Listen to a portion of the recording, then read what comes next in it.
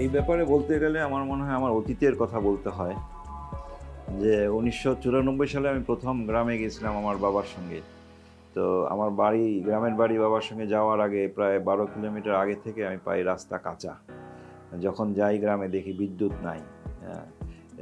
Naturally সেখানে কোনো television দেখার স্কোপ ছিল না, সেখানে ইন্টারনেট ছিল না, টেলিফোন ছিল না।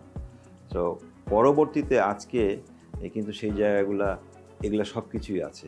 অ্যা এই ফ্যাসিলিটিগুলা। আনফরচুনেটলি নীলফামারীর অনেক জায়গায় এখনো রাস্তা কাঁচা এবং বর্ষাকালে খুবই অসুবিধার সম্মুখীন হয়।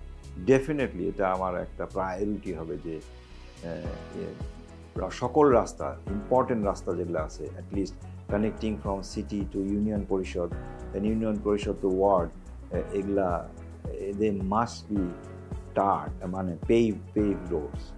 শুধু রাস্তাই না, রাস্তার সঙ্গে আমাদের দরকার আরও যেটা যে যোগাযোগ ব্যবস্থা বলতে যাবো যে আমাদের ইন্টারনেটের ব্যবস্থা করতে হবে। আমাদের ফাইবার অপটিক যাতে আমরা ইউনিয়ন ওয়ার্ড লেভেল পর্যন্ত পৌঁছাতে পারি। না হলে ইকোনমি এই এআই এর যুগে আমরা আমাদের ইকোনমিকে ফ্লারিশ করাইতে অনেক সময় লেগে যাবে।